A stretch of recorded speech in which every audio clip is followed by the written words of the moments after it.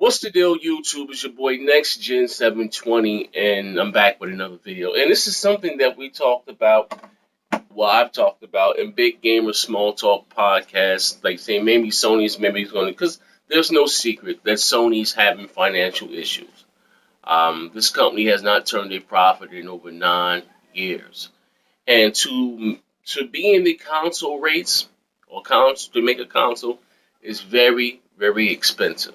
Um, Sony went from being having over, I think it was $135 billion, if I'm not mistaken. I may be off a few, and they're worth now about 16 or 17 billion dollars. Nintendo right now is worth more than Sony, has more money than Sony.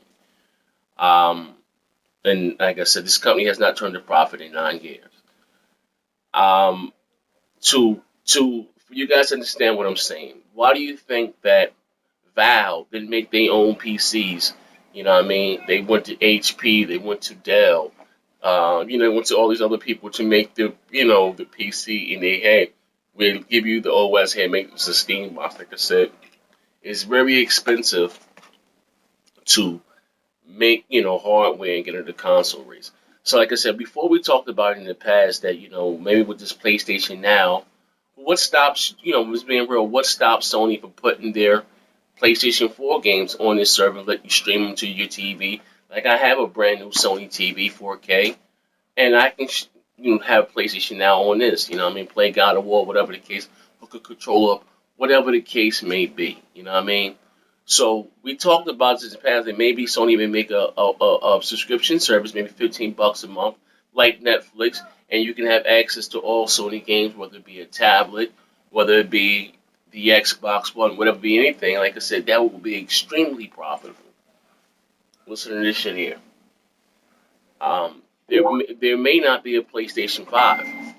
Um, and this is what the Metro was interviewing Sony.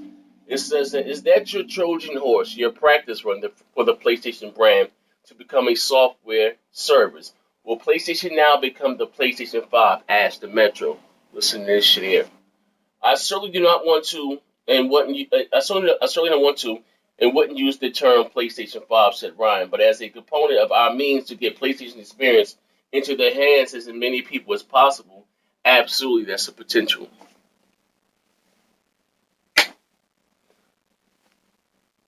Says it right there. I will read it again. "I certainly do not want to and wouldn't use the term PlayStation 5," said Ryan. "But as a component of our means to get the PlayStation experience into the hands as many people as possible, absolutely, that's a potential."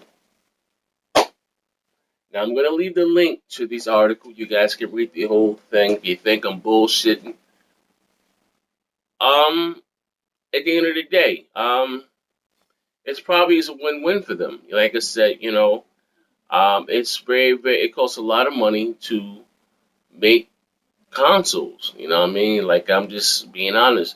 R&D, development is very, very costly, and look like Sony may be looking to get out in hardware business, making consoles, but still will make games. But for a fee of $15 a month or whatever, $20, whatever the case may be, you can have access to all their games. Or they may just sell them digitally. I don't know. You know what I mean? Whatever the case may be.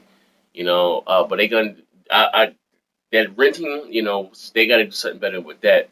I'm not gonna pay $7 for 4 hours or whatever the case may be.